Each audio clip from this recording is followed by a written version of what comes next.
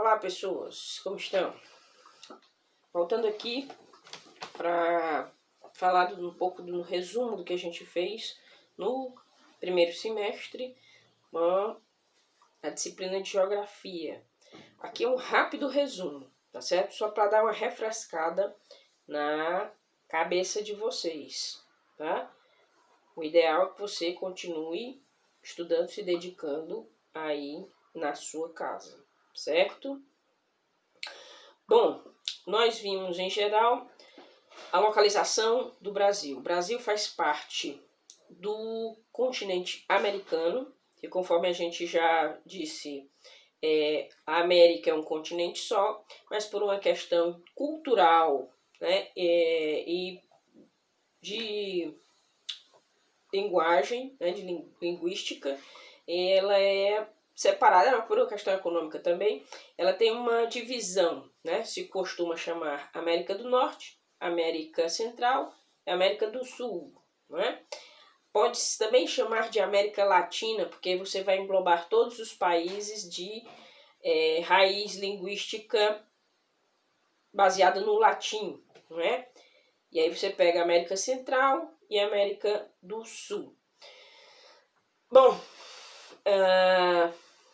dentro dessa América, se tem as línguas, existe a presença da fala do inglês, mais na América do Norte, do francês, especificamente na região do Canadá, o espanhol, na sua grande maioria, e aqui no Brasil,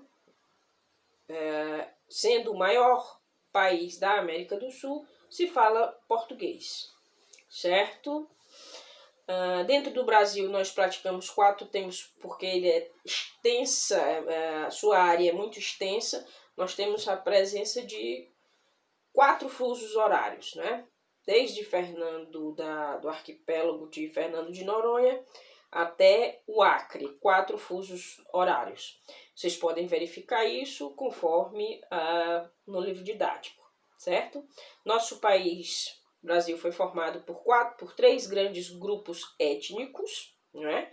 Os indígenas, que já estavam aqui quando os europeus chegaram, os europeus, primeiramente os portugueses, e os africanos que foram trazidos para cá. Esses 3 grandes grupos é que deram início a formação do povo brasileiro, certo? Por uma questão de organização, o Brasil é separado em regiões, né? Regionalizar quer dizer agrupar por áreas de interesse. Aí, no caso, as áreas são levadas em consideração o território, levado em consideração a cultura e a biodiversidade, certo? Nós temos no Brasil 5 regiões: Norte, Nordeste, Centro-Oeste, Sudeste e Sul.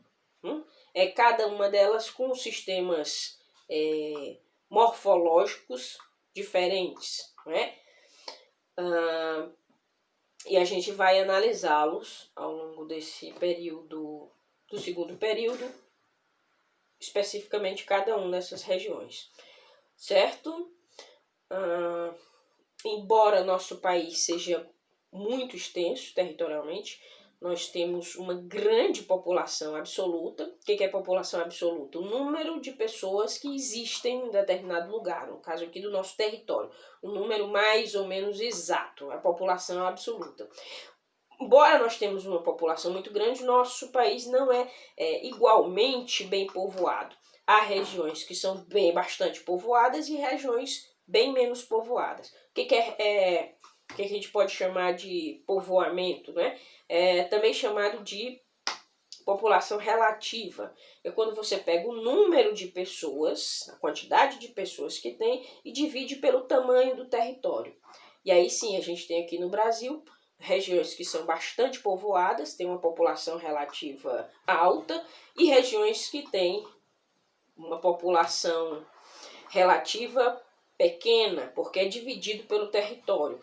Por exemplo, nós temos na região sudeste uma população relativa alta, Mas nós temos na região norte uma população relativa baixa, porque o número de pessoas que está na região norte, dividido pelo tamanho da região, faz com que pareça que o número de pessoas seja pequeno para o tamanho, para a extensão do território, tá certo?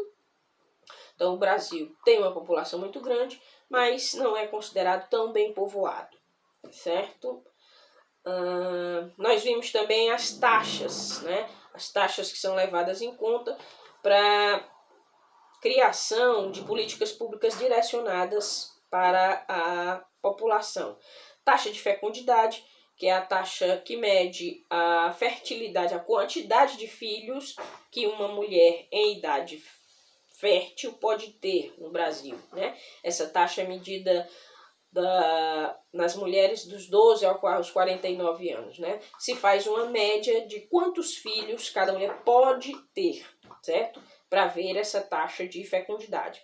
Taxa de natalidade, a quantidade de crianças que nascem a cada 100 mil habitantes, da mesma forma que a taxa de mortalidade, tá? E um outro índice que é levado em consideração é a expectativa de vida. Expectativa de vida não é a sua esperança de vida, é a possibilidade que uma população tem de viver, levando em consideração o quê? A saúde, a educação, acesso à cultura, trabalho, a infraestrutura do local, certo? Para que esses sistemas ajudem a fazer com que a pessoa tenha uma maior longevidade, uma melhor qualidade de vida, certo? Daí o nome expectativa de vida.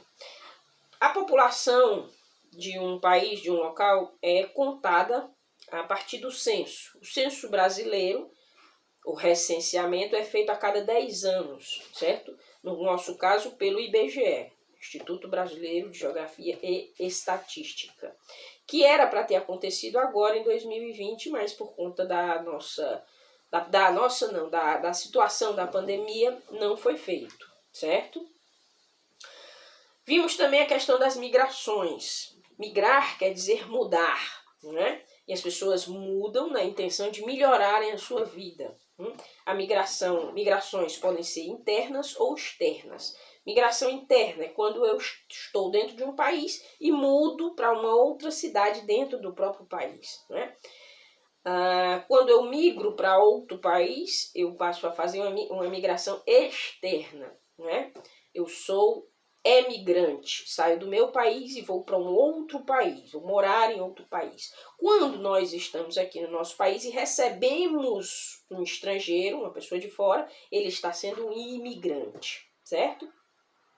Uma forma também de migração, a mais comum aqui na nossa região Nordeste, são o êxodo rural, né? É uma migração interna.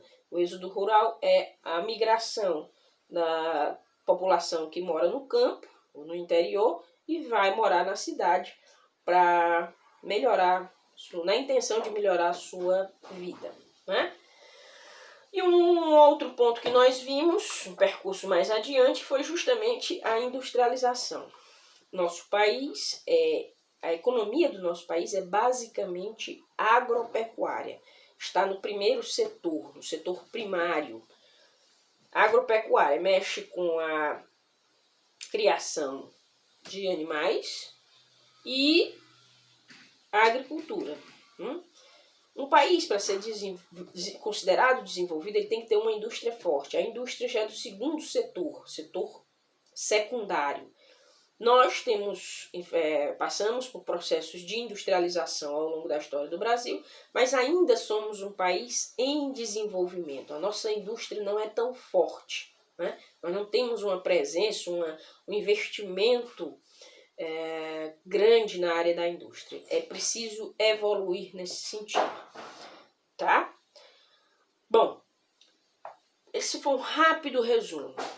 Vai acontecer uma atividadezinha, algumas perguntinhas que vocês vão fazer, responder no caderno de vocês e enviar pra gente, tá ok? Vamos continuar em casa, vamos continuar estudando. Grande abraço.